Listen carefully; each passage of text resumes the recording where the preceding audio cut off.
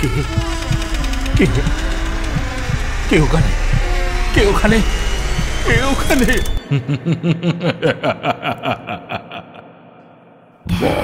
ভুতুরে, যেখানে জীবিত সব চরিত্র।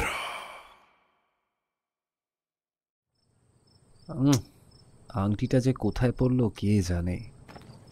ও তো আমায় আংটিটা বড় সাত করে পরিয়েছিল।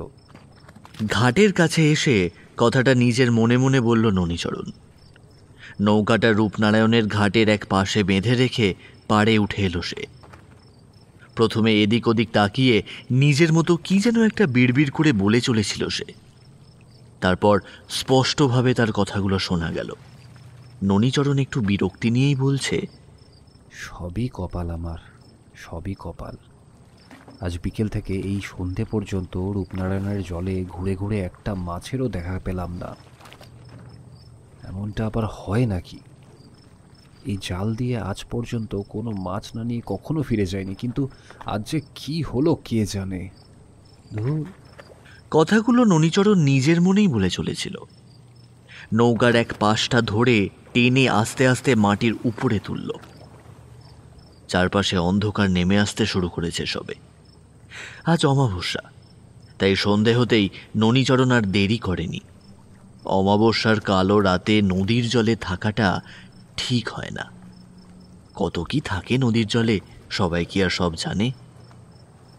ননীচরণ এই নদীতে আজ প্রায় ৩০ বছরের বেশি মাছ ধরছে।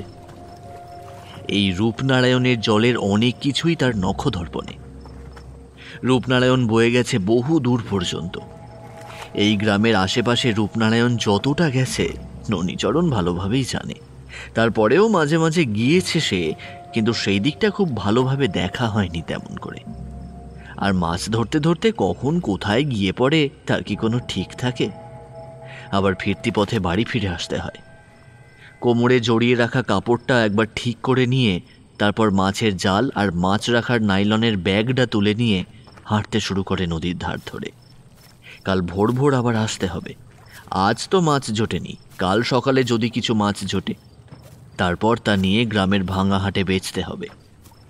চারপাশের অন্ধকারটা যেন আরো বেশি করে নেমে এসেছে এই জঙ্গলে জায়গাটার আশেপাশে। ভালো করে তাকালে আশেপাশে গাছের ডালপাতাগুলো স্পষ্টভাবে দেখা যায় না। মনে হয় চুপ করে বসে রয়েছে কোনো কিছুর অপেক্ষায়।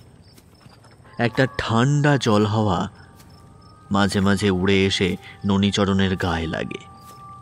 তবে এসবে আর ননীচরণের কিছুই মনে হয় না। জলেই তার বাস। জলের মানুষের ঠান্ডার ধাত থাকে না। সে ধাত কবেই মরে গেছে ননীচরণের। ননীচরণ কিন্তু হাঁটতে হাঁটতে একটা ব্যাপারে বড় আশ্চর্য হয়ে গেল। নৌকা নিয়ে যখন সে শলডাঙ্গার ঘাটে এসে লাগানোর কথা ভেবেছিল তখন কিন্তু চারপাশটা এত অন্ধকার ছিল না। তাহলে মাত্র এইটুকু সময়ের মধ্যে এতটা অন্ধকার হয়ে গেল কি করে? জঙ্গলে জায়গাটা পেরিয়ে গ্রামের পথে পড়তে মিনিট ১৫ সময় লাগবে। কিন্তু যদি এমন কালো অন্ধকার হয় তাহলে সে জঙ্গলের মধ্যে পথ চলবে কি করে? আর শুধু তাই নয়, সাপখোপ যদি থাকে কোথাও তখন? এই জঙ্গলের পথটা ননীচরণের বড্ড চেনা। জঙ্গলের রাস্তাটা কোথায় কোন দিকে মোড় নিয়েছে, কোথায় বড় গাছের দল রয়েছে, কোথায় ছোট ছোট ঝোপঝাড়, ঠিক কোথায় বিষধর সাপের বাসা, সবকিছুই জানে ননীচরণ। কিন্তু আজ রাতে নদীর পাড়ে মাটিতে পা দেওয়ার পর থেকে তার কেমন যেন অদ্ভুত লাগছিল। যেন মনে হচ্ছিল ভুল করে অজানা কোনো নদীর পাড়ে নেমে পড়েছে সে। কিন্তু কই না তো, এটাই তো সইডাঙ্গার ঘাট। ওই তো বড় বকুল গাছটা দাঁড়িয়ে রয়েছে। তারপর সামনের পথে খানিকটা এগিয়ে গিয়ে ওই তো দেখা যাচ্ছে পরপর দুটো বড় আম গাছ। এতটা ভুল তার হতে পারে না। সে চোখ বন্ধ করে সইডাঙ্গার ঘাটে নৌকা ফেলতে পারে। নৌকা নয়, একটা ডিঙি, ছোট্ট ডিঙি। কালের নিয়মে কালচে থেকে কেমন যেন শ্যাওলাটে রঙের হয়ে এসেছে। তবে ওই ডিঙির নাম ননীচরণ দিয়েছে যোজন। কথাটা সে কোথায় শুনেছে সে নিজেও জানে না। আর কথাটার আসল মানে কি সেটাও ননীচরণ জানে বলে মনে হয় না, কিন্তু এমন একটা নাম সে তার ছোট্ট ডিঙি নৌকাটাকে দিয়েছে। ওই ডিঙি নৌকাটাই তো তার আলোর ভরসা, ওটা না থাকলে তো আর মাছ বেচে। কথাটা ভাবতে ভাবতে কাঁধের জালটা শক্ত করে ধরে ননীচরণ হাঁটা শুরু করেছিল। জলের এক প্রান্ত থেকে জাল ছড়িয়ে পড়ছে পিঠে, সেই জাল পিঠের প্রান্ত ছাড়িয়ে গিয়ে আশ্রয় নেয় ননীচরণের পরনের নিচের কাপড়টায়।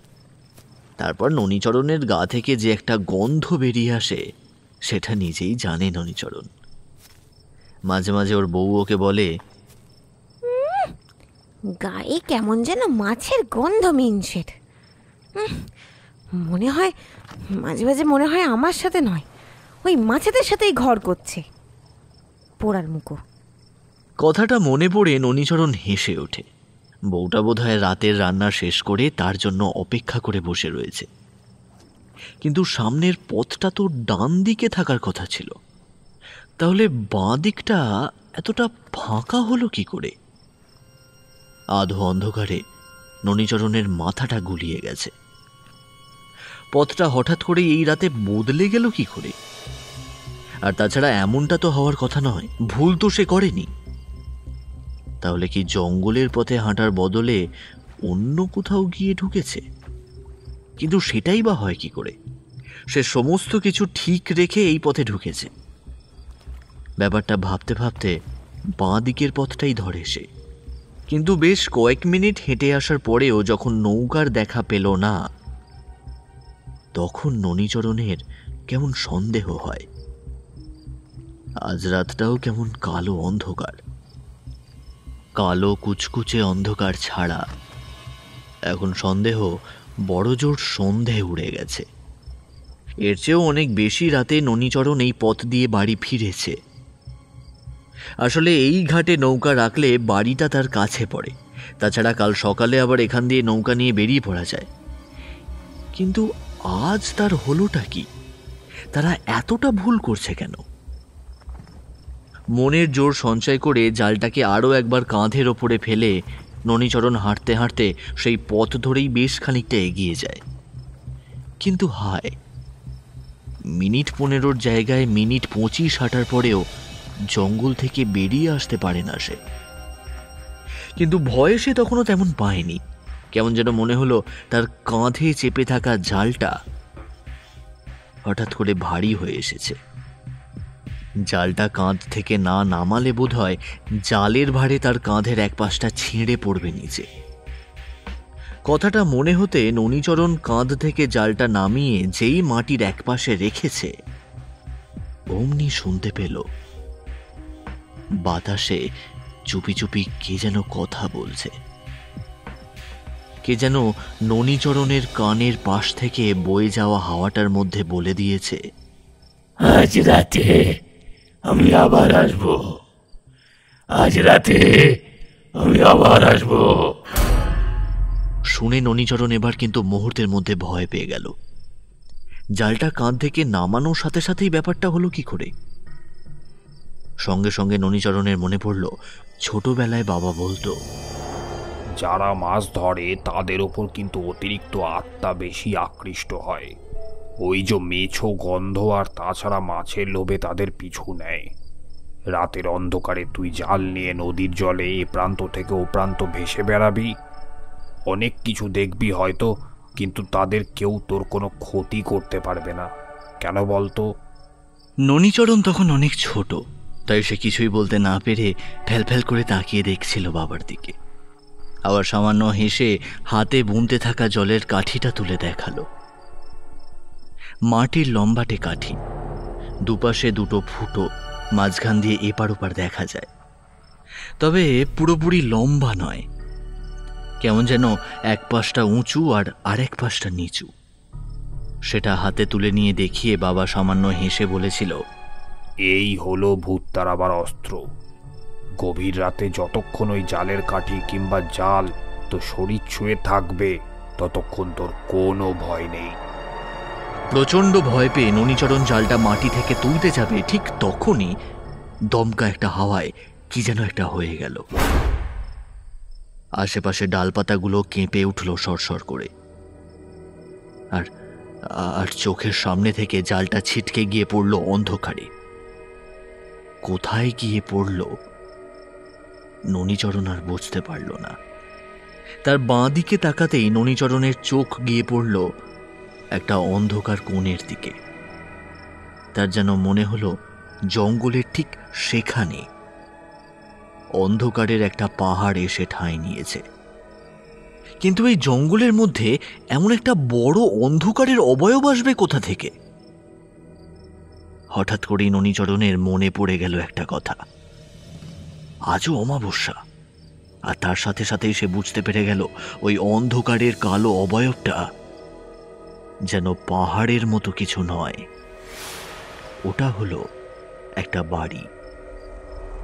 কিন্তু ওই বাড়িটা তো এখানে থাকার কথা নয়, ওই বাড়িটা তো থাকার কথা এখান থেকে। ভাবতে ভাবতে ননীচরণ পিছনের দিকে তাকালো। জঙ্গলটা বোঝার চেষ্টা করতেই একটা ব্যাপার দেখতে পেয়ে কেমন যেন অবাক হয়ে গেল। গ্রামের রাস্তাটা সে কখন যেন পেছনে ফেলে এসেছে, আর গ্রামের রাস্তা পেরিয়ে গ্রামের একদম শেষের দিকে ওই জমিদার বাড়িটার কাছে এসে পড়েছে সে। ননীচরণ এতটা পথ নিজেই এসে পড়েছে, কিন্তু কি করে এলো তার কিছুই বুঝতে পারল না সে। জঙ্গল মনে করে হাঁটতে হাঁটতে আরো একটু এগিয়ে যেতেই কিছু একটা দেখে একটা অদ্ভুত চিৎকার করে ননীচরণ স্টেশনের দিকে দৌড়াতে যাবে, ঠিক তখনই দেখতে পেল অন্ধকারে একটা কালো ছায়া মুখ এসে দাঁড়িয়েছে তার সামনে। সেই ছায়ামূর্তিটার দুটো চোখ যেন লাল আগুনের মতো জ্বলছে। ননীচরণ একবার চিৎকার করতে পারল, তারপরেই চিৎকারটা বন্ধ হয়ে গেল চিরদিনের মতো।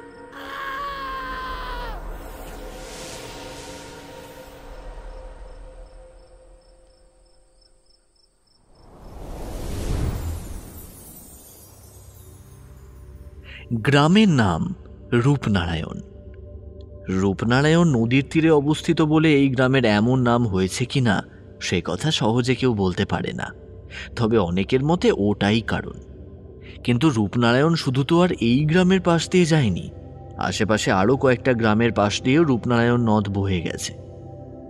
কিন্তু সেসব কথা আলাদা ব্যাপার, জায়গার নাম যা খুশি হতেই পারে, তবে এই রূপনারায়ণের জল আর রূপনারায়ণের পাড়ের জঙ্গলে বছর কয়েক ধরে যে অদ্ভুত ব্যাপারটা ঘটে চলেছে তা কিন্তু অতি সাধারণ নয়।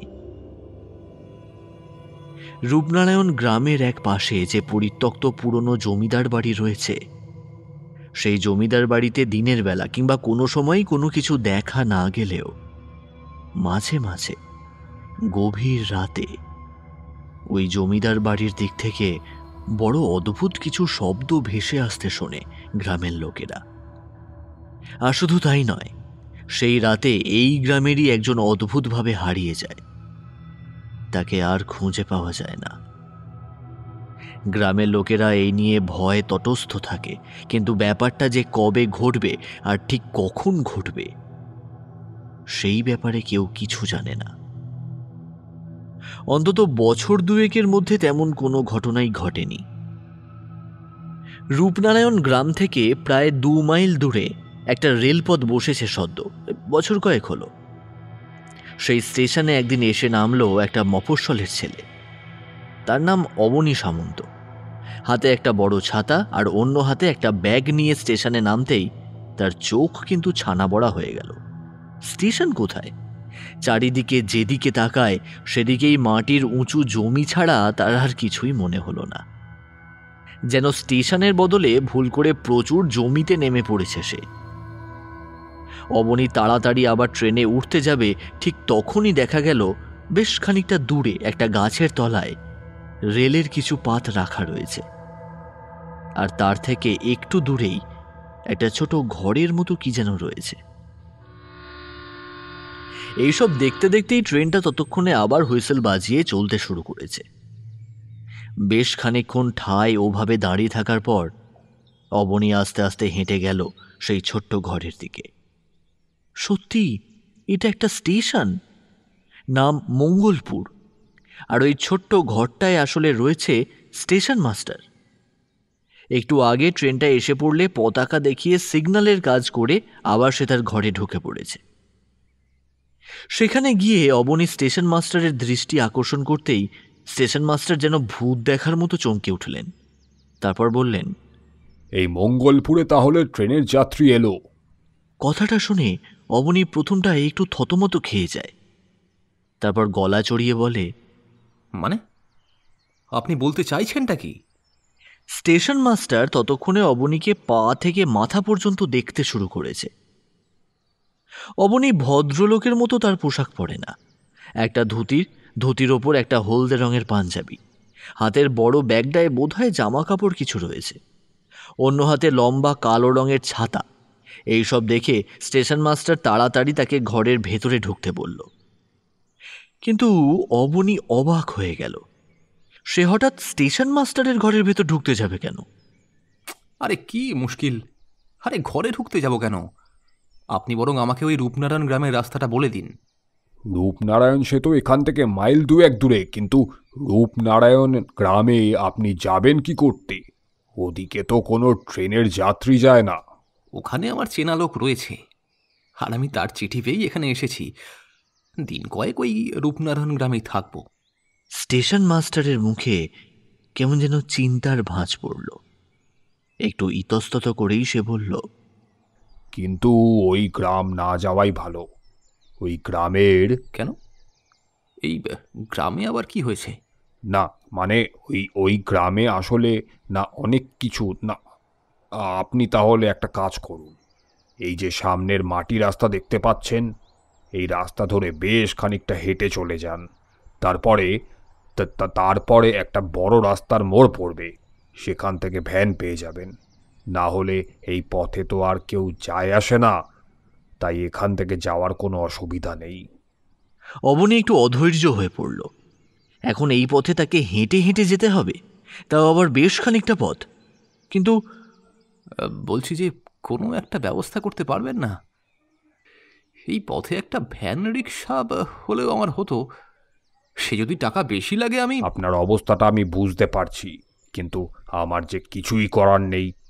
একবার ভালো করে চারিদিকে তাকিয়ে দেখুন তো, কোথাও কোনো জনবসতি দেখতে পাচ্ছেন কিনা। আপনি যে ভ্যানে উঠবেন তো সেই ভ্যানটা চালাবে কে? ভালো করে তাকিয়ে অবনী চারপাশে দেখল, সত্যি একটাই মাটির প্ল্যাটফর্ম, অন্য পাশে যেন গভীর জঙ্গল। এদিকে একটা মাটির পথ বড় হয়ে এগিয়ে গেছে বটে, তবে তার দুপাশে ফাঁকা জমি, আর এখানে ওখানে বড় ছোট ঝোপঝাড় হয়ে জঙ্গল গড়ে উঠেছে। একপাশে তো বড় বড় গাছের সারি ছাড়া আর কিছুই দেখা যায় না। মাটির রাস্তাটা যে কোথায় গেছে সেটাও বোঝা গেল না এখান থেকে। বোঝা গেল এই একটা মাত্র ঘর ছাড়া আশেপাশে মানুষের চিহ্ন বলতে আর কিছুই নেই। আচ্ছা, আপনি এই পাণ্ডব বর্জিত এলাকায় থাকেন কি করে? হ্যাঁ, সাধে কি আর থাকি পেটের জ্বালায়। তাছাড়া একা মানুষ আমি, এখানেই আমার ঘর সংসার সব কিছুই করে নিয়েছি। সারাদিন খাই দাই ঘুমাই, আর মাঝে মাঝে যে ট্রেন আসে সেই ট্রেনকে পতাকা দেখাই, ব্যাস হয়ে গেল। অবনী ভেতরের দিকে উঁকি মেরে দেখল এক পাশে রান্নার সরঞ্জাম, অন্য পাশে বোধহয় রেলের কোনো যন্ত্রপাতি রাখা রয়েছে। দুটো পতাকা টেবিলের ওপর অবহেলায় পড়ে রয়েছে। ঘরের ভেতর একটা অদ্ভুত কটু গন্ধ। একপাশে দড়ি টাঙিয়ে জামা কাপড় মেলা রয়েছে। জামার একটা প্রান্তে এসে পড়েছে ঘরের ভেতর একটা মেশিনের ওপর। হঠাৎ করে অবনীর মনে হলো, এখানে ইলেকট্রিসিটি এলো কোথা থেকে? তারপরে বুঝতে পারল ওটা ইলেকট্রিসিটি নয়, ব্যাটারি চালিত কোনো মেশিন। এদিকে ইলেকট্রিসিটি এখনো এসে পৌঁছাতে পারেনি। একটু আগে যে ট্রেনে চড়ে সে এসেছে সেটাও তো কয়লার ইঞ্জিনে চলে। স্টেশন মাস্টারের সঙ্গে আরেকটু কথা হওয়ার পর সে বুঝতে পারল এখন হাঁটা ছাড়া আর অন্য কোনো রাস্তা নেই।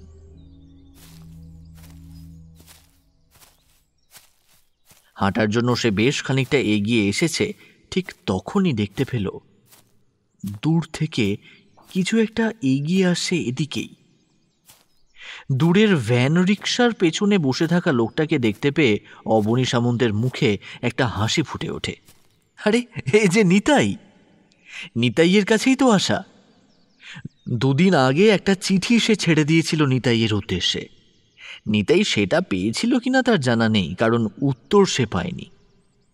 আজকের এই ট্রেনে আসার কথা ছিল ওর, তবে নিতাই সামন্ত মনে রেখে যে স্টেশন পর্যন্ত ওকে নিতে আসবে সেটা অবনী ভাবতেই পারেনি। কাছে আসতেই স্টেশন মাস্টার ব্যাপারটা বুঝতে পেরে বললেন, ও, আপনি নিতাইয়ের বাড়িতে এসেছেন বুঝি? নিতাই সকাল থেকে দুবার ভ্যান নিয়ে এলো। আসলে ট্রেনটা এত দেরি করলো যে তা ভালোই করেছে। আপনাকে আর এই পথে হাঁটতে হবে না। হাঁটার কথা শুনে নিশ্চয়ই আপনার গায়ে জ্বর এসেছিল, তাই না? অবনী ব্যাপারটা হেসে উড়িয়ে দিল। তারপর উঠে স্টেশন মাস্টারকে বিদায় জানিয়ে ওরা এগোতে লাগলো রূপনারায়ণের পথে। কি ব্যাপার বলতো, তোর মুখটা এমন লাগছে কেন? পথে আস্তে আস্তে কিছু হয়েছে নাকি? আর বলিস না, বেশ ভালোভাবেই আসছিলাম বুঝলি, হঠাৎ মাঝপথে ট্রেনের কামরায় উঠে পড়ল এক সাধু বাবা। এদিক ওদিক ঘুরে ফিরে হঠাৎ আমার সামনে এসেই দাঁড়িয়ে তাকিয়ে রইল ঠায় বেশ কিছুক্ষণ। তারপরে হঠাৎ কেমন যেন ভয় পাওয়ার গলায় চিৎকার করে বলতে লাগলো, এই ফিরে যা, ফিরে যা, তোর ভাগ্যে সাক্ষাৎ মৃত্যু রয়েছে। কথাটা বলে কিন্তু অপেক্ষা করেনি সাধু। একটা অদ্ভুত জিনিস করেছিল জানিস। অবনী অবাক চোখে তাকিয়ে দেখল নিতাইয়ের দিকে। তারপর একটা অদ্ভুত কথা বলে বসল, যেটা শুনে নিতাই পর্যন্ত হেসে উঠল। সাধু বাবা তারপর হঠাৎ দৌড়ে গেল গাড়ির দরজার দিকে। তারপর তারপর চলন্ত গাড়ি থেকে হঠাৎ করেই যেন লাফ দিয়ে নিচে নেমে গেল। দুষ, কি বলছিস কি? এমনটা আবার হতে পারে নাকি? চলন্ত গাড়ি থেকে একজন হঠাৎ করে ঝাঁপিয়ে নেমে পড়বে কেন? এতক্ষণ ধরে চুপচাপ ভ্যান চালিয়ে চলেছিল গদাধর, কিন্তু এবার ওদের কথা শুনে একটু কৌতূহলী হয়ে খ্যাক খ্যাক করে হেসে বলল, ও সাধু বাবাদের অনেক ক্ষমতা থাকে, ও তোমরা জানো না বুঝলে, ওদের সব হয়, ওরা সব পারে। এই চুপ কর তো, ভুল দেখেছিস। ভুল করে এমনটা মনে হয়েছে। বোধহয় ট্রেনটা আস্তে আস্তে চলছিল, তাই তোর মনে হয়েছে যে সাধু বাবা লাফিয়ে নেমে পড়েছে। তাড়াহুড়ো করে নেমেছে হয়তো। অবনী আর কিছু বলল না। এতক্ষণ ধরে ব্যাপারটা সে নিজের মধ্যে চেপে রেখেছিল। যতক্ষণ না নিতাইয়ের সঙ্গে দেখা হচ্ছিল ততক্ষণ কথাটা বলতে না পেরে তার পেটের ভেতরটা কেমন যেন ঘুরঘুর করছিল। এবার সমস্তটা বলতে পেরে তার কেমন যেন হালকা লাগলো। গোটা পথ আর কোনো কথাই হলো না। অবনী গোটা ব্যাপারটা কিছুই বুঝতে পারছিল না, তবে শুধু এটুকু বুঝতে পারছিল এখানে আসার পথে প্রথম থেকে যা যা হয়েছে তার সব কিছু যদি একটু একটু করে হিসেব মিলিয়ে দেখা যায় তাহলে নিশ্চয়ই আগে কিছু একটা ঘটতে চলেছে। এমন কিছু একটা ঘটতে চলেছে যেটা কোনো সহজ ব্যাপার নয়।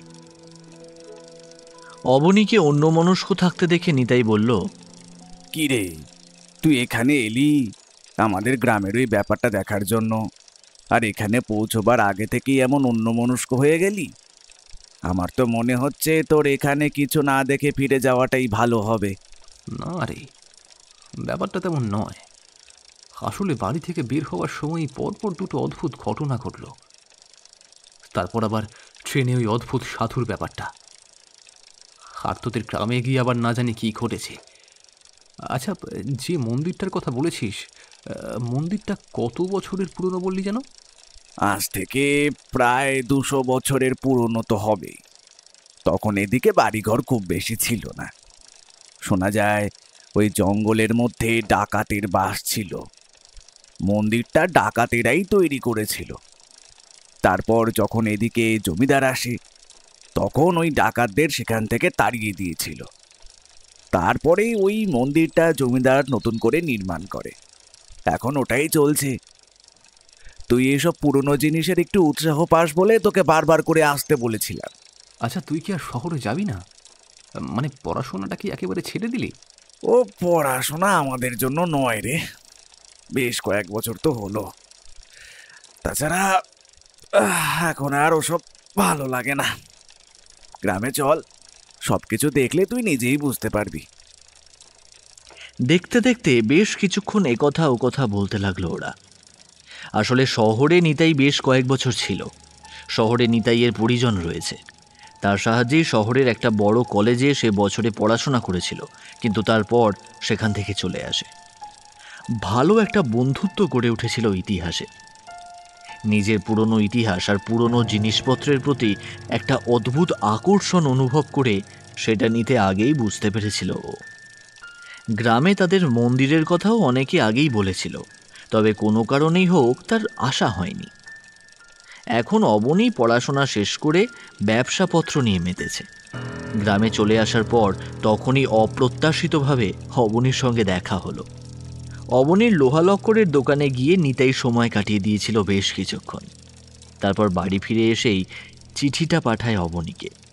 তারপর অবনী সিদ্ধান্ত নেয় এই একঘেয়ে ব্যবসার কাজ ছেড়ে বেশ কয়েকদিনের জন্য না হয় নিতাইয়ের গ্রাম রূপনারায়ণ থেকে ঘুরে আসা যাক। বাড়িতে পৌঁছে কিন্তু গ্রামের শোভা দেখে মনটা আনন্দে নেচে ওঠে অবনীর। একেই বোধহয় বলে সবুজ শস্য শ্যামলা গ্রাম। যেদিকে চোখ পড়ে সেদিকেই সবুজ গাছপালা, আর তার মাঝে ছোট্ট ছোট্ট মাটির ঘর, টিনের চালের, কোথাও কোথাও খড়ের চালেরও রয়েছে। তবে দু একটা যে ইটের বাড়ি তৈরি হতে শুরু করেনি তাও কিন্তু নয়, তবে তার সংখ্যা খুবই কম। নিতাইদের বাড়িটাও মাটির হলেও বাড়িটা কিন্তু বেশ বড়। বাড়ির চারপাশে মাটির একটা পাঁচিল পর্যন্ত রয়েছে। পাশাপাশি 3টে ঘর, একটাতে নিতাই থাকে, অন্য একটাতে থাকে তার বাবা মা, আর অন্যটা বোধহয় রান্না আর খাওয়া দাওয়ার কাজে লাগে। নিতাই অবনীকে নিয়ে বাড়িতে ঢুকে কিন্তু প্রথমে স্নান আর খাওয়া দাওয়ার ব্যবস্থা করল।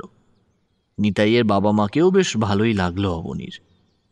তারপর খাওয়া দাওয়া সেরে দুপুরে বিছানায় লম্বা হয়ে শুয়ে অবনী বলল, তুই বোধহয় ঠিক বুঝলি, আমি বোধহয় ঘটনাগুলো নিয়ে শুধু শুধু ভেবে চলেছি। কিন্তু ঘটনাগুলো কি? তুই তখন বললি বাড়ি থেকে বেরোনোর সময় পরপর বেশ কয়েকটা অদ্ভুত ঘটনা ঘটেছে। আরে বাড়ি থেকে বেরিয়ে স্টেশনে গাড়ি ধরতে আসবো ঠিক এমন সময় রাস্তার মাঝে একটা কালো রঙের বিড়াল দেখতে পেলাম।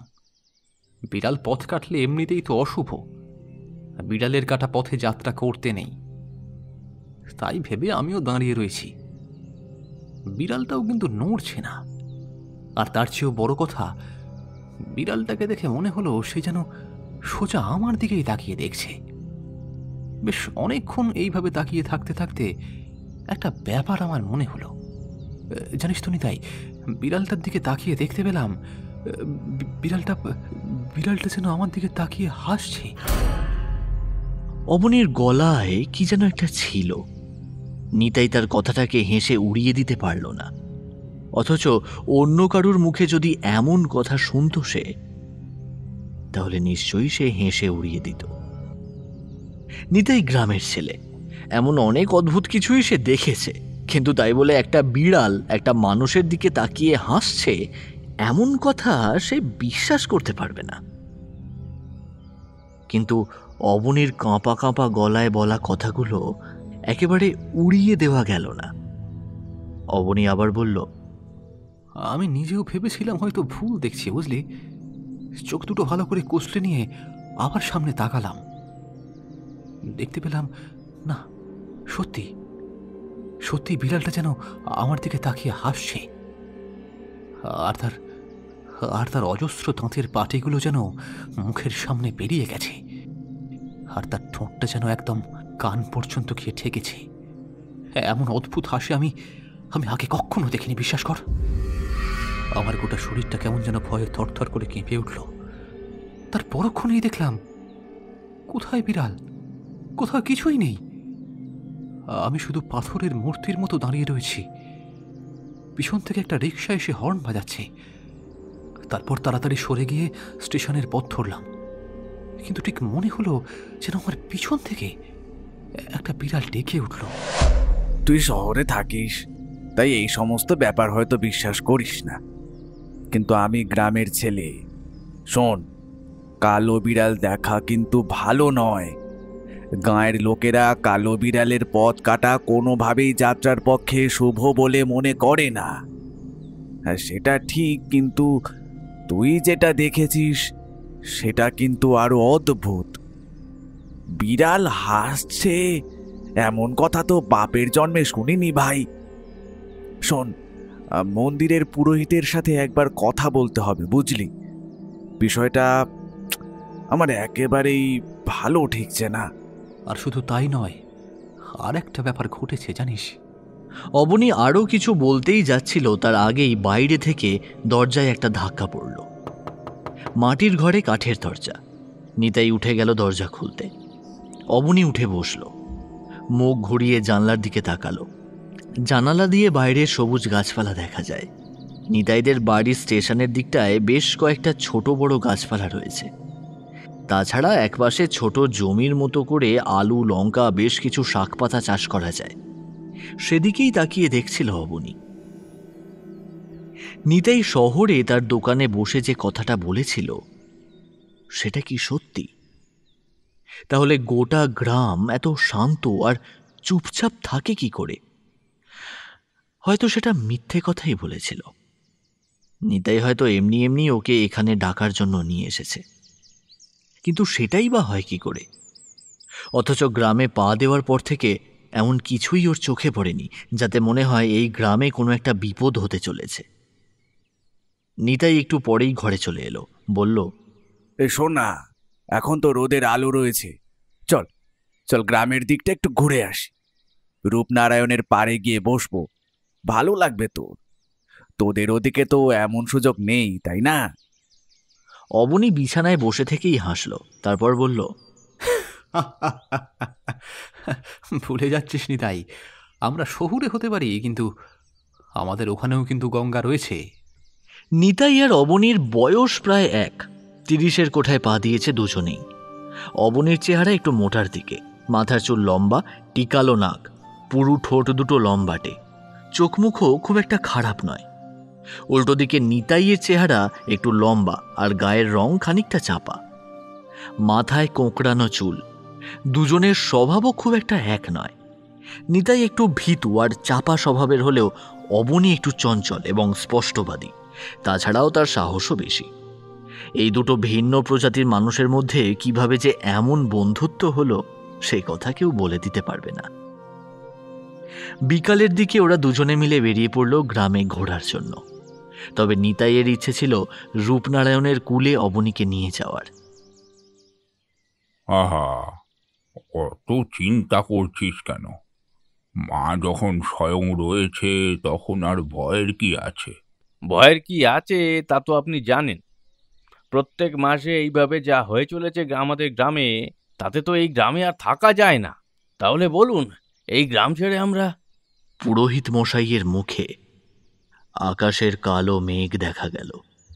এক ফোঁটাও বৃষ্টি হলো না, তবে মেঘ গুড়গুড় করে উঠল। পুরোহিত মশাই মন্দিরের ভেতরে মহাকালের বিগ্রহের দিকে তাকিয়ে বললেন, ওরে ওরে, তোরা এত অধৈর্য হয়ে পড়িস না। মা নিশ্চয়ই কিছু একটা ব্যবস্থা করবে। মায়ের ওপর ভরসা রাখ, মায়ের ওপর ভরসা রাখ। জয় মা, জয় মা। এত বছর ধরে তো তাই করে আসছি। এত বছর ধরে মায়ের ওপর ভরসা করতে করতেই তো এই অবস্থা। আপনি তো নিজেও জানেন, পুরো 1 মাস এই 2 বছর ধরে কিছু হয়নি, কিন্তু এই মাসে যে আবার... তোদের তো আমি বলেইছি যে অমাবস্যার রাতগুলো একটু সাবধানে থাকবি, তাহলে আর কিচ্ছু হবে না। অমাবস্যার রাতে বাড়ির বাইরে না বেরোলেই হলো। তাই বলে একটা লোক রাতারাতি এইভাবে নিরুদ্দেশ হয়ে যাবে? ননীচরণের নৌকো ঘাটে বাঁধা রয়েছে, তার জাল জঙ্গলের মধ্যে পড়ে আছে, শুধু ননীচরণ কোথাও নেই।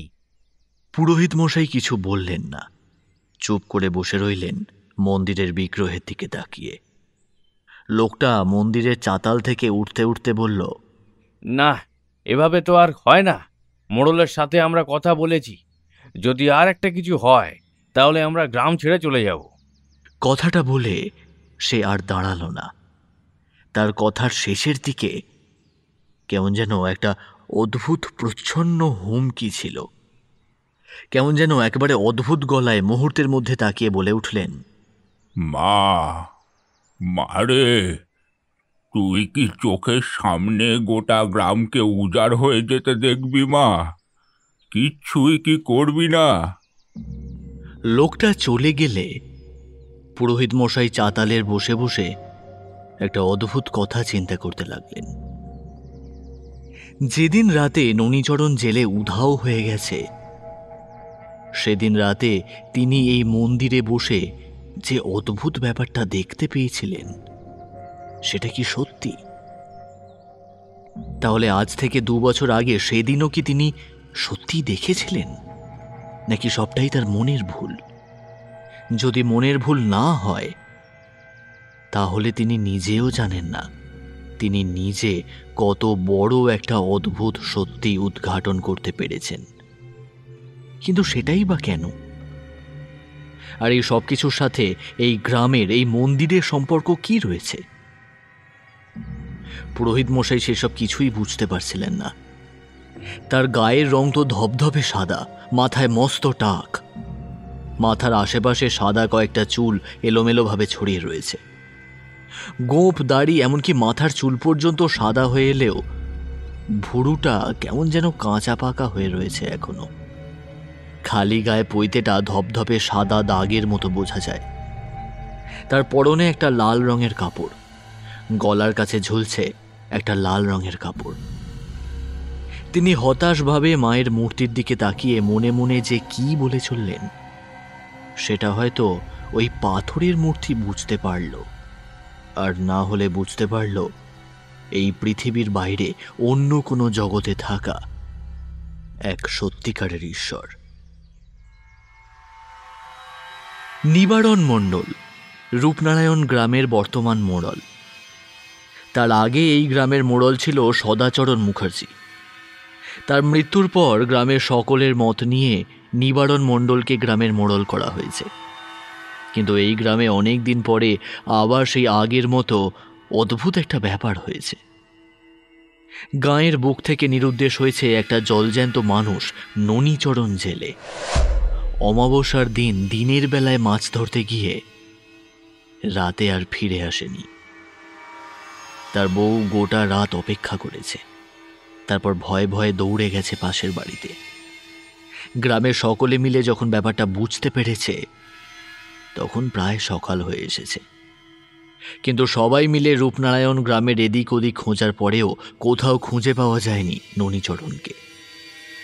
দিনের বেলাতেও ওই জমিদার বাড়িতে খুঁজতে যেতে কেউ সাহস করে না, আর সেখানে অনুসরণ করে যাবেই বা কেন? তার জাল পাওয়া গেছে ডাঙার ঘাটে, জঙ্গলের ভেতর। অর্থাৎ যা হয়েছে তার সবকিছুই সইডাঙ্গার ঘাটে, জঙ্গলের ভেতরেই হয়েছে। কিন্তু ননীচরণ তো আর নেহাত বাচ্চা ছেলে নয় যে হঠাৎ করে কোথাও হারিয়ে যাবে। তাছাড়া গ্রামের বিপদের কথা সেও জানে। অমাবস্যার রাতে সে নিশ্চয়ই এমন কিছু করবে না যাতে তার ক্ষতি হয়। তাহলে এইসব কথাই বসে বসে ভেবে চলেছিল নিবারণ মণ্ডল। হঠাৎ করে বাইরে থেকে একটা ডাক শুনতে পেল সে। দরজা ঠেলে বাইরে বেরিয়ে আসতে দেখতে পায় গ্রামের সেই জনার্দন গোঁসাই দাঁড়িয়ে রয়েছে বাইরের বড় দরজার কাছে।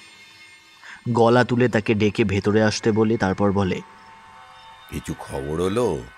জনার্দন গোঁসাই মাথা নাড়ে, তারপর একটুক্ষণ চুপ করে থেকে যা শোনায় তার মানে দাঁড়ায় এমনটা। আজ সারাদিন ওই জমিদার বাড়ির ওপরে নজর রেখেছে জনার্দন আর তার 2 জন লোক। কিন্তু জমিদার বাড়ির ভেতরে তো দূরের কথা, আশেপাশেও কাউকে কোথাও দেখা যায়নি। তবে গ্রামের যে মন্দিরে মোড়ল নজর রাখতে বলেছিল, সেখানে নজর রেখে একটা অদ্ভুত ব্যাপার দেখতে পেয়েছে। পুরোহিত মশাইকে মন্দিরের চাতালে বসে ভেতরের দিকে তাকিয়ে মায়ের মূর্তির সাথে একা একাই কথা বলে, কখনো হাসতে বা কখনো কাঁদতে দেখা গেছে। লোকটা পাগল হয়ে গেল নাকি? কথাটা শুনে নিবারণ মণ্ডল নিজেও হাসে, তারপর বলে, লোকটা মনে হয় পাগল। আমি এর আগেও মাঝে মাঝে এরকম একটা ব্যাপার দেখেছি। কিন্তু লোকটা খুব একটা খারাপ নয়, বড্ড ভালো, আর ওই লোকের আপদে বিপদে ছুটে যায়। ওটাই আমার জন্য সবচেয়ে বড় বাধা, বুঝলি তো? ওই মন্দিরের ভেতরে একবার ঢুকতে পারলে কিন্তু তোদের জন্য। জনার্দন ঘরের ভেতরে ঢুকে এসেছিল। নিবারণ মণ্ডল ঘরের দরজা বন্ধ করে দিয়েছিল এরই মধ্যে। জনার্দন মোড়লের দিকে তাকিয়ে যে ইশারাটা করে তা বুঝতে নিবারণের খুব দেরি হয় না। জনার্দন হাতটা তুলে নেয় তার গলার কাছে, তারপর গলার এক প্রান্ত থেকে অন্য প্রান্ত অবধি সরিয়ে নিয়ে ঘাটটা সামান্য একপাশে হেলিয়ে দেয়। আর তারপরেই জনার্দনের মুখে একটা হাসি ফুটে ওঠে। জনার্দনের বড় বড় চোখ আর চাপা কালো রঙের মুখে এমন একটা অদ্ভুত হাসি দেখে নিবারণ মণ্ডলের বুকের ভেতরটা পর্যন্ত কেমন যেন কেঁপে উঠেছিল। কিন্তু নিজেকে বাঁচানোর জন্য তাকে এটা করতেই হবে। আর গ্রামের সবাই যদি সত্যিই জানতে পারে সে কি করেছে, তাহলে তো কাজটা কি ঠিক হবে জনার্দন? জনার্দন মাথা নাড়ায়, তারপর কোমরের কাছে গুঁজে রাখা লম্বা ছুরিটা একবার বার করে দেখে। ঘরের মধ্যে হ্যারিকেনের আলোটা অল্প হলেও শরীরটা চকচক করে ওঠে নিবারণের। নিবারণ মণ্ডলের পেটের ভেতরটা কেমন যেন গুড়গুড় করতে থাকে। আবার সেই অস্ত্র, রক্তপাত, আবার কেন? কিন্তু কেন এসব তো সে চায় না। কিন্তু তার জন্যেই আজ থেকে এত বছর আগে এত বড় একটা কাজ তাকে করতে হয়েছিল। আজ এত বছর পর সে আবার ফিরে এসেছে। এত বছর, কথাটা মনে মনে ভাবল, 2-3 বছরের বেশি নয়। জনার্দন তখন ঘরের একপাশে অন্ধকারে এসে দাঁড়িয়েছে। ঘরের আলো জনার্দনকে পুরোপুরি আলোকিত করে তুলতে পারছে না। তার হাতের ছড়িটা দেখে নিবারণ মণ্ডলের গোটা শরীর একবার শিরশির করে উঠল। জনার্দনের দিকে তাকিয়ে বলল, কোনোভাবেই কি ওটা ছাড়া আর এই সমস্যার কোনো সমাধান করা যায় না? যদি সত্যি সত্যি সে আবার ফিরত এসে থাকে তখন? জনার্দন কিছু না বলে চুপ করে থাকে। তার চোখ পড়ে থাকার ভঙ্গিটা চিনতে পারেনি নিবারণ মণ্ডল। এর মানে এইসব কথা জনার্দন শুনতে চাইছে না। সে চাইছে তার হাতের ছুরিটা দিয়ে আজকালের মধ্যেই ওই পথের কাঁটা সরিয়ে দিতে। তাহলেই তো সমস্ত কিছু পরিষ্কার হয়ে যাবে। কিন্তু তাতে কি বিপদ কমবে? যদি আবার সে ফিরে এসে থাকে, তাহলে তো আবার অমাবস্যার রাত্রে গ্রামের বুক থেকে আবার কাউকে তুলে নেবে। তখন কি করবে এবার? এখন সে গ্রামের মোড়ল, সমস্ত দায় দায়িত্ব তার। যখন সনাতন ছিল তখনকার কথা আলাদা, কিন্তু এখন? ঠিক তখনই বাইরে থেকে কে যেন আবার নিবারণ মণ্ডলের নাম ধরে ডেকে ওঠে। জনার্দন কেমন যেন চমকে উঠে হাতের ছুরিটা তাড়াতাড়ি কোমরের ভাঁজে ঢুকিয়ে নিয়ে দরজার এক পাশে গিয়ে দাঁড়ায়। নিবারণ হ্যারিকেনটা হাতে তুলে নিয়ে বাইরে আসে। সন্ধ্যা নামতে শুরু করেছে। বাইরে দরজার কাছে দাঁড়িয়ে রয়েছে দুজন। অল্প অল্প বৃষ্টি পড়ছে। সেই বৃষ্টির মধ্যে বাইরের দিকে এগিয়ে আসতেই বুঝতে পারে ওই দুজনের মধ্যে একজন এই গ্রামেরই ছেলে, নিতাই। কিন্তু তার সাথে আরেকজন যে রয়েছে তাকে তো চেনা যায় না। নিবারণ একটু গলা তুলে বলল, কে? নিতাই নাকি? তোর সঙ্গে ওটা আবার কে? ওকে তো ঠিক। ও আমার বন্ধু, শহর থেকে এসেছে আমাদের ওই 200 বছরের পুরনো মন্দিরটা দেখার জন্য। আমরা একটু ওই গ্রামের পথে ঘুরতে বেরিয়েছিলাম আজকে, তাই আর মন্দিরের দিকে নিয়ে যাইনি। কাল সকালে একেবারে নিয়ে যাব। এমনিতেই অন্ধকার হয়ে এসেছে, তার উপর আকাশের অবস্থাও তো ভালো নয়, তাই বাড়িতে ফিরছিলাম আর কি। ভাবলাম আপনার সাথে একবার দেখা করে যাই। তা কিছু খবর কি পাওয়া গেল ওই ননীচরণ জেলের ব্যাপারে? নিবারণের বুকের ভেতরটা কেমন যেন করে ওঠে। ঘুণাক্ষরেও যদি ওরা বুঝতে পারে তার ঘরে লুকিয়ে রয়েছে জনার্দন, তাহলে একটা কেলেঙ্কারি হয়ে যাবে। মুখে একটু হাসি আনার চেষ্টা করে নিবারণ বলল, না রে, চেষ্টা তো চলছে, কিন্তু কিছুতেই কিছু হচ্ছে না। সবাই বলছে আবার ওই জমিদার বাড়ি সেই অভিশাপ নাকি নতুন করে জেগে উঠেছে। তবে আমার ওসবে বিশ্বাস হয় না। নিশ্চয়ই ননীচরণের সাথে কারোর কোনো শত্রুতা ছিল, তাই হয়তো। নিতাই কিছুক্ষণ চুপ করে থেকে তারপর বলে, সত্যি যদি ওই জমিদার বাড়ির অভিশাপ আবার জেগে ওঠে, তাহলে কি করা যাবে? নিবারণের মুখে আর কথা সরে না।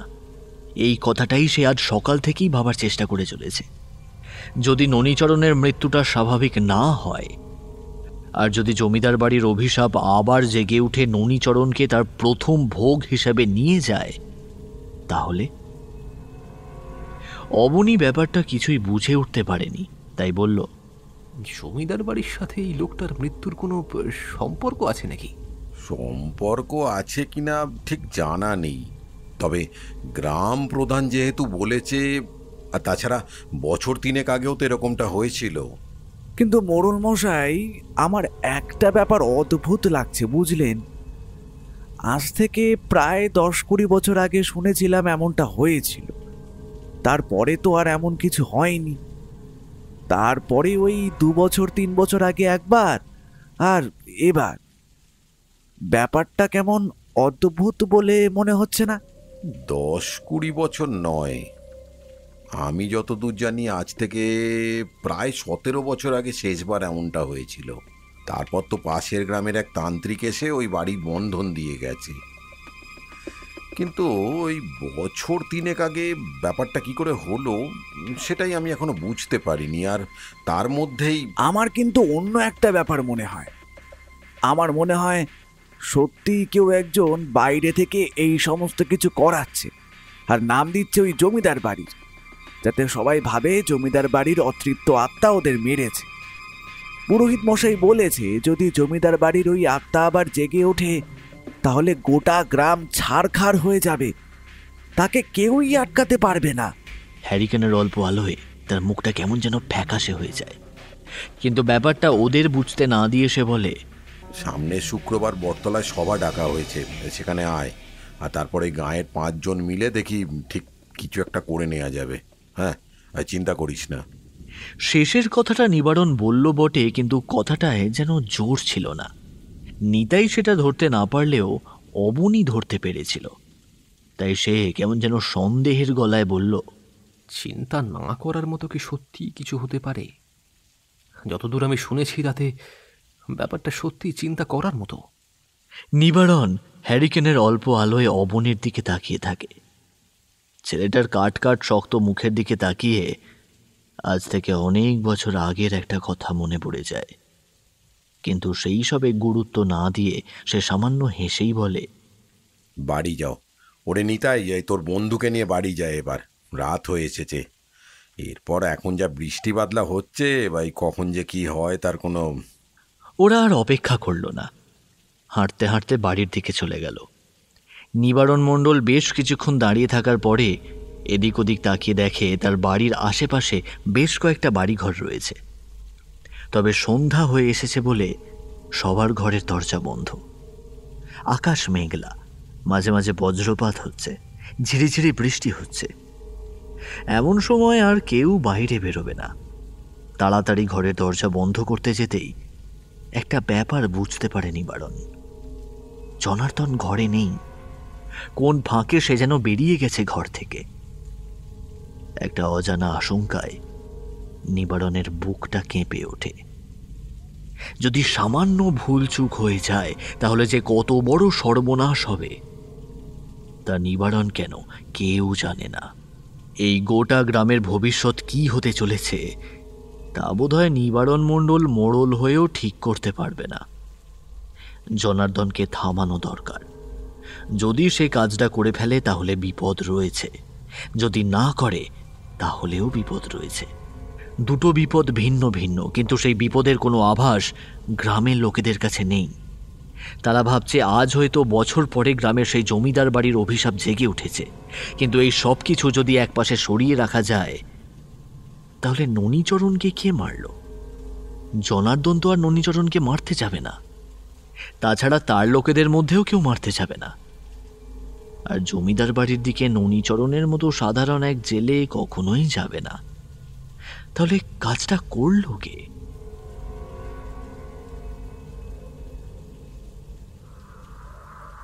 পুরোহিত মশাই নিজের ঘরে ঢুকে দরজা বন্ধ করেছিলেন। ঝিরিঝিরি বৃষ্টি শুরু হয়েছে, একটু পরেই জোর নামবে।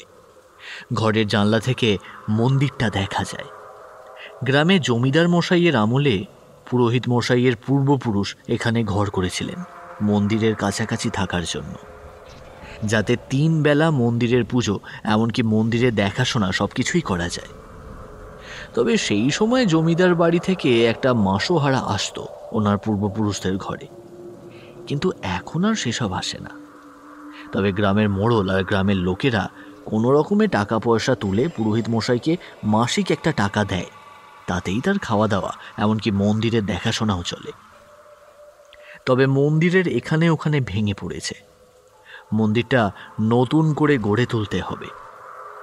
এই নিয়ে শুক্রবার যে সভা বসতে চলেছে বটতলার কাছে, সেখানে একটু কথা বলতেই হবে তাকে, না হলে আর হচ্ছে না। কিন্তু মন্দিরের সেই অদ্ভুত ব্যাপারটা সে এখনো ভুলতে পারছে না। তাছাড়া সেদিন রাতে মন্দিরের সামনে যাকে দাঁড়িয়ে থাকতে দেখেছিল সেই বাকে। রাতের অন্ধকারে এমন অনেক কিছুই প্রায় কয়েক মাস ধরেই দেখে চলেছে সে। সেই সব কিছুকে তো চোখের ভ্রম বা মনের ভুল বলে উড়িয়ে দেওয়া যায় না। আর সেই স্বপ্নটা, যে স্বপ্নটা সদাচরণ মারা যাওয়ার পর তিনি কয়েকবার দেখেছিলেন। নিবারণ মণ্ডল লোকটা খুব একটা খারাপ নয়, তবে সদাচরণ বড্ড ভালো ছিল। সদাচরণ যে কিভাবে ওই জমিদার বাড়ির অভিশাপের কোপে পড়ল সেটাও সে বুঝতে পারল না। এইসব ভাবতে ভাবতে পুরোহিত মশাই নিজের ঘরের দরজা বন্ধ করে হ্যারিকেনের আলোটা বাড়িয়ে দিয়েছিল।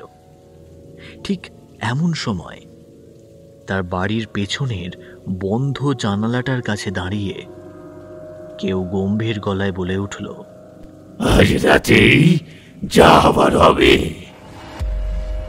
গলাটা একবার শুনে পুরোহিত মশাই কেমন যেন থরথর করে কেঁপে উঠলেন। তার বাড়ির চৌহদ্দির মধ্যে মায়ের মন্দির, তারপরেও এখানে এমন গম্ভীর গলায় কথা বলে কে? পুরোহিত মশাই ঘরের হ্যারিকেনের আলোটা তাড়াতাড়ি বাড়িয়ে দিলেন। তার কপালে ঘামের বিন্দু দেখা গেল। তার বদলে কেমন যেন কাঁপা কাঁপা গলায় পেছনের দিকে তাকিয়ে বললেন, কে কে বাইরে? কে কথা বলে? বাইরে থেকে একটা অদ্ভুত হাসির শব্দ ভেসে এলো। আর সেই হাসির শব্দটা শুনে পুরোহিত মশাইয়ের বুকের ভেতরের রক্ত কেমন যেন জল হয়ে গেল। এই হাসি কোনো মানুষের হতে পারে না। নিশ্চয়ই নরকের কোনো গভীর গহ্বর থেকে উঠে আসা অদ্ভুত কেউ ওইভাবে হেসে চলেছে তার মাটির ঘরের পেছনটায় দাঁড়িয়ে। একটা ঝনঝন শব্দ হয়। পুরোহিত মশাই বুঝতে পারলেন কেউ প্রবল আক্রোশে জানালার ওপর দুটো হাত দিয়ে ধাক্কা দিচ্ছে। পুরোহিত মশাই ভয়ে চিৎকার করে উঠলেন, কে তুই? কে তুই? চলে যা, চলে যা এখান থেকে বলছি। এখানে এখানে স্বয়ং মা আছে। মা থাকতে তুই এখানে এখানে আমাদের কোনো ক্ষতি করতে পারবি না। সত্যি আমি তোকে কিছু করব না। আমি এই গোটা গ্রামের ক্ষতি করব। এই গোটা গ্রামে আর একটা মানুষকেও আমি জীবিত রাখবো না। সবাইকে এক এক করে মারব। দেখতে দেখতে প্রতি অমাবস্যায় একজনকে আমি নিয়ে যাব আমার কাছে, ঠিক যেভাবে ওই ছেলেটাকে নিয়ে গেছি। কথাটা শুনে কেমন যেন থতমত খেয়েছেন পুরোহিত মশাই। জেলে? তার মানে ননীচরণের কথা বলছে। ননীচরণ জেলেকে এ নিয়ে গেছে, কিন্তু এটা কে? কে তুই? আর কেন এভাবে গ্রামের মানুষদের মারতে চাইছিস? গ্রামের মানুষেরা যে আমাদের মেরেছিল, শুধু আমায় নয় আরো অনেককে মেরেছিল, তার প্রতিশোধ তো আমরা নেবই। একটা অদ্ভুত হাসির শব্দ শোনা যায়, আর ঠিক তার সাথে সাথেই পুরোহিত মশাই যেটা শুনতে পায় তাতে তার বুকের ভেতরটা যেন বরফের মতো হয়ে যায়। বাড়ির পেছনের দিকে যেখানে একজন হেসে চলেছিল, এখন সেখানে অনেকগুলো পায়ের ধূপধাপ শব্দ শুনতে পাওয়া যায়। আর তার সাথে মনে হয় যেন তার বাড়ির পেছনের অন্ধকারটাকে আশ্রয় করে একসাথে অনেকগুলো ছায়ামূর্তি অদ্ভুতভাবে হেসে চলেছে। পুরোহিত মশাই দুটো হাত দিয়ে তার কান চাপা দিয়ে দেয়, কিন্তু তবুও আঙুলের আর কানের কোনো এক সূক্ষ্ম ছিদ্র দিয়ে যেন তাদের তীব্র হাসির শব্দ এসে ঢুকতে থাকে তার মস্তিষ্কের ভেতর। পুরোহিত মশাই চিৎকার করে বললেন, মা, মা আমাদের রক্ষা কর, রক্ষা কর মা আমায়, এই অশুভ আত্মাদের হাত থেকে আমায় বাঁচা মা, আমায় বাঁচা। পুরোহিত মশাই এর কাতর আর্তনাদেও কেউ ছুটে আসে না। যে ঈশ্বরের ওপর তার এত বিশ্বাস, যার সেবা যত্নে তার গোটা দিন কেটে যায়, সেই কিন্তু তার সন্তানকে সাহায্য করার জন্য এই বৃষ্টির রাতে আসে না তার কাছে। পুরোহিত মশাই কাতর গলায় ডাকতে থাকে তাকে, তবে পেছন থেকে হাসির শব্দ কিন্তু তখনও ভেসে আসে আগের মতো। পুরোহিত মশাই এক সময় কাতর গলায় ডাকতে ডাকতে মাটির ওপর লুটিয়ে পড়েন। তার দু চোখ বেয়ে নেমে আসে জলের ধারা। সেই জলের ধারা স্পর্শ করে মাটিকে। একবার শেষবারের মতো তিনি বলে ওঠেন, আমাদের রক্ষা করবি নে মা, আমায় তুই রক্ষা করবি নে।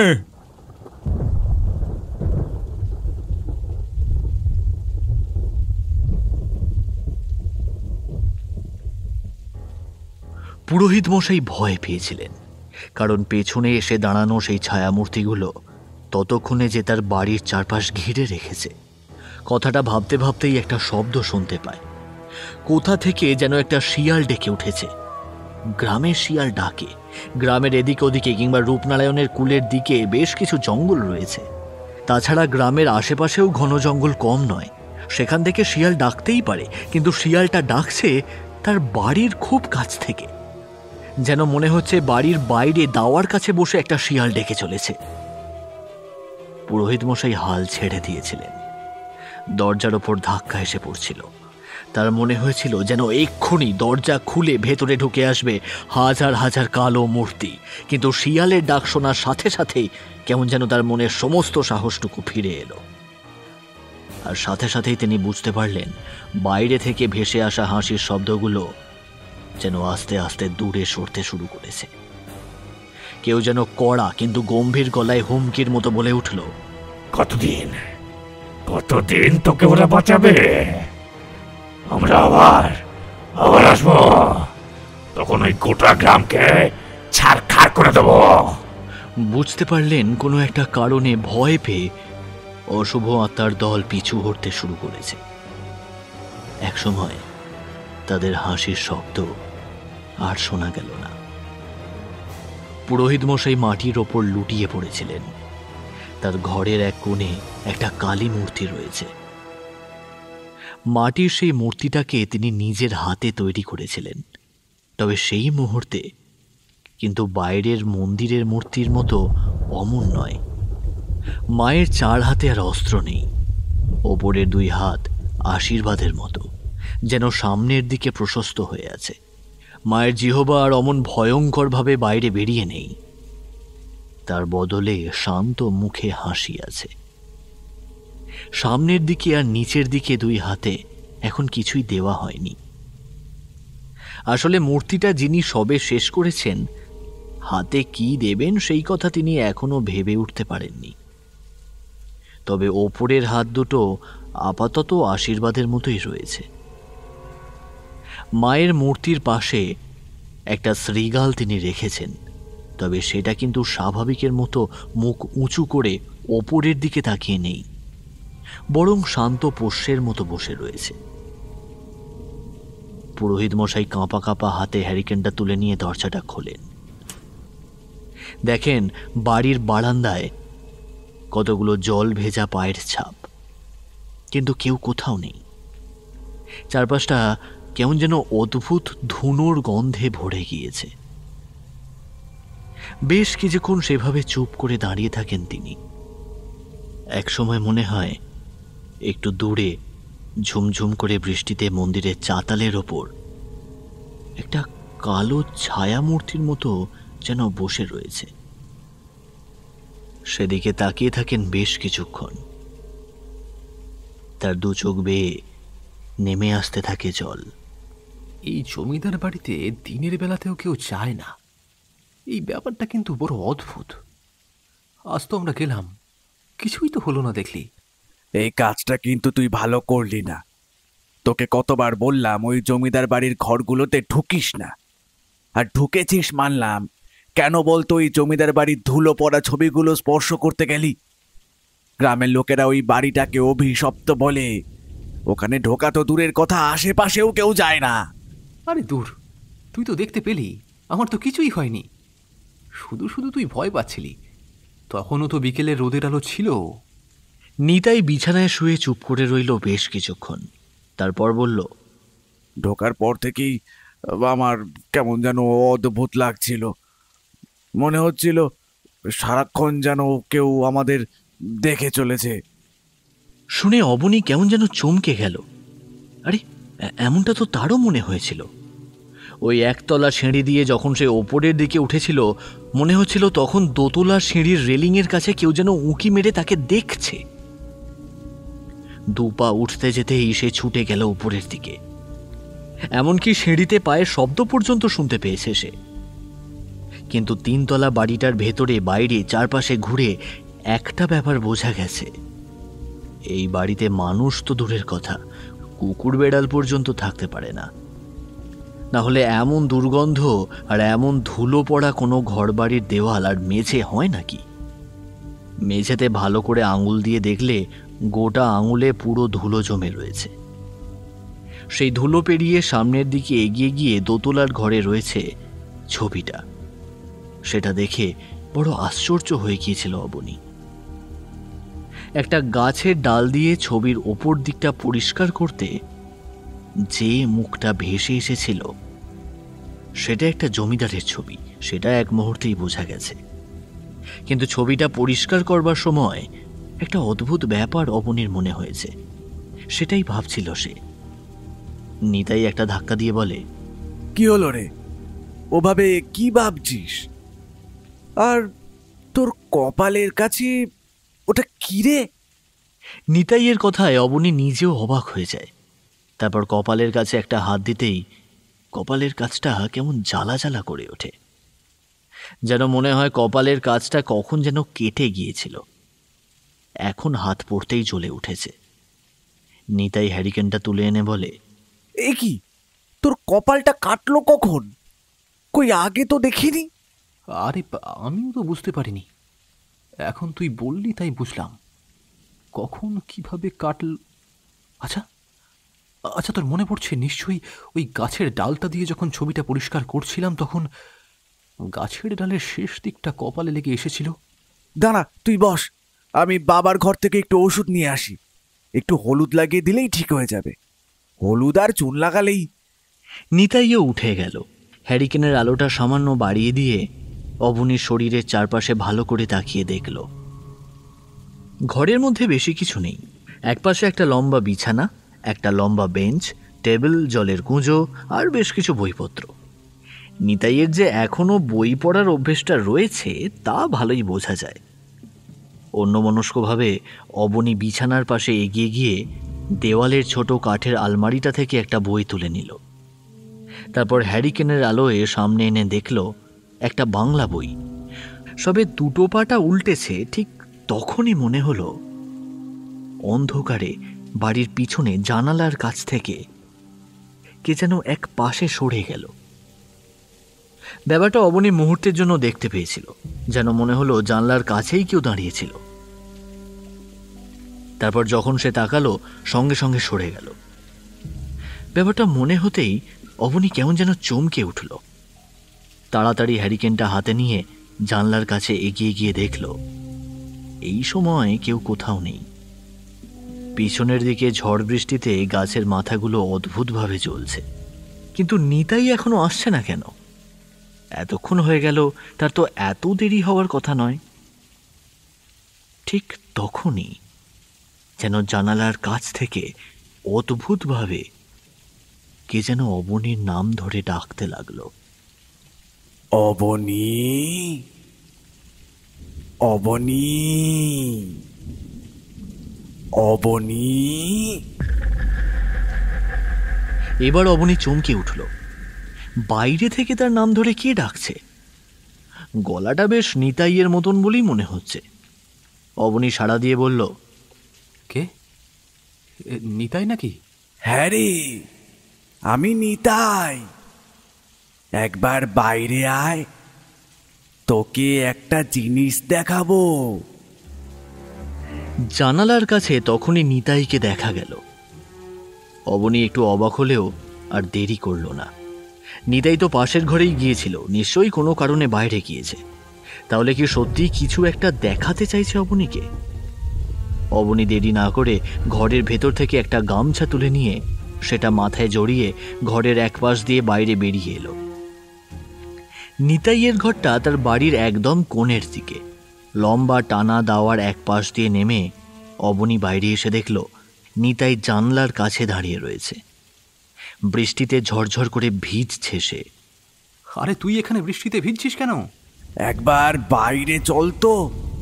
একটু আগে বাইরের দিক থেকে এসেছি, তখন যেন মনে হলো বাড়ির বাইরে ওই রাস্তার কাছে কি যেন দাঁড়িয়ে আছে। বৃষ্টি হচ্ছিল, তাই অবনী হ্যারিকেন নিয়ে আসতে পারেনি, কোনো রকমে বাইরে বেরিয়ে এসেছিল। নিতাই ততক্ষণে সামনের দিকে হাঁটতে শুরু করেছে। অবনীও তার পিছু পিছু হাঁটতে থাকে।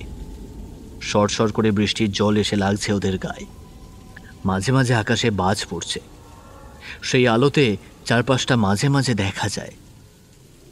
অবনী বাইরের দিকে তাকিয়ে দেখল, সত্যিই তো বাড়ির প্রাচীরের বাইরের রাস্তার কাছে কি যেন একটা দাঁড়িয়ে রয়েছে। সেদিকে আরো খানিকটা এগিয়ে গেল হাঁটতে হাঁটতে। অবনী ছাড়িয়ে গেল নিতাইকে।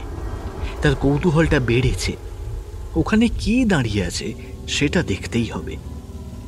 বড় দরজাটার কাছে গিয়ে দরজাটা খুলতে যাবে, তখনই সামনের দিকে তাকিয়ে বলল, আলোটা নিয়ে এলে ভালো হতো বুঝলি, এই অন্ধকারে তো কিছুই দেখা যাচ্ছে না। অবনী খেয়াল করল না তার কথার উত্তরে পেছন থেকে নিতাই কিন্তু কিছুই বলল না।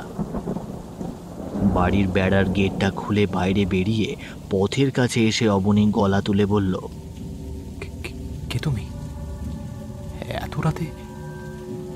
এত রাতে এখানে দাঁড়িয়ে আছো কেন? ঠিক তখনই অন্ধকারে চারপাশটা ভাসিয়ে দিয়ে একটা চাপা হাসির শব্দ শোনা গেল। আর অবনী পেছনের দিকে তাকিয়ে কাঁপা কাঁপা গলায় বলল, এই নিতাই, কে বলতো? ওটা কে? ঠিক সেই মুহূর্তে অবনীর পেছনের দিক থেকে একটা চাপা গলায় হাসতে হাসতে কেউ বলল, কোথায় নিতাই? একবার পিছনের দিকে তাকিয়ে দেখ তো। অবনী পেছনের দিকে তাকায়, তারপরও দেখতে পায় নিতাই কোথায়। নিতাইয়ের বদলে এসে দাঁড়িয়েছে একই চেহারার আর একজন। তার এমন চেহারা সে এর আগে কখনো কোনো মানুষের দেখেনি। এটা যে মানুষ নয়, কিন্তু এতক্ষণ তো সে সেই নিতাইয়ের সঙ্গেই বাইরে এসেছিল। তাহলে অবনী চিৎকার করে নিতাইকে ডাকার চেষ্টা করতে লাগলো, কিন্তু তার আগেই বুঝতে পারল একটা ঠান্ডা শক্ত লোহার মতো হাত চেপে ধরেছে তার পাটা। তারপর তাকে এক ধাক্কায় ফেলে দিল গ্রামের রাস্তায় মাটির ওপর। ছিটকে পড়ার জন্য মাথার কাছে আঘাত লাগলো অবনীর। বৃষ্টির ফোঁটা এসে পড়তে লাগলো ওর চোখে মুখে। একটা ঠান্ডা শীতলতা আর তার সাথে অবাক বিস্ময়ের ভাব জাপটে ধরল অবনীর গোটা শরীরকে। চারপাশের আকাশটা যেন মুহূর্তের মধ্যে অন্ধকার হয়ে আসছে, আর সেই অন্ধকারের মধ্যে অবনী একটা ব্যাপার বুঝতে পারল, তার আশেপাশে একটা দুটো নয়, যেন অনেকগুলো ছায়ামূর্তি একসাথে এসে দাঁড়িয়েছে। এদিকে নিতাই ঘরে এসে দেখল হ্যারিকেনটা আগের মতো তীব্রভাবে জ্বলছে, কিন্তু অবনী কোথাও নেই। একটা বই বিছানার উপরে আধখোলা অবস্থায় রয়েছে। ঘরের দরজাটা খোলা, কিন্তু বেরোবার আগে এসে দরজাটা ভেজিয়ে রেখে গিয়েছিল। তখনই ওর বুকের ভেতর একটা অদ্ভুত অজানা আশঙ্কা মাথা চাড়া দিয়ে উঠল। অবনীকে ডাকতে ডাকতে নিতাই তার বাবা মা দুজনকে নিয়েই খুঁজতে থাকে অবনীকে, কিন্তু অবনীকে কোথাও খুঁজে পাওয়া যায় না। তারপর যখন খুঁজতে খুঁজতে ওরা বাড়ির বাইরে এসে পড়ে, তখন নিতাই একবার নিজের বাবাকে চিৎকার করে ডেকে ওঠে। ওর চিৎকার শুনে হ্যারিকেনের আলো নিয়ে বাড়ির বাইরে গ্রামের পথে এসে দাঁড়াতেই ওরা একটা অদ্ভুত ব্যাপার দেখতে পায়। গ্রামে যেখানে জল জমে রয়েছে ঠিক সেখানে একটা অদ্ভুত দাগ, আর তার পাশেই চকচক করে ওঠে অবনীর হাতে সোনার আংটিটা, যেটা তার হাতে ঢিলা হচ্ছে বলে জানিয়েছিল সে।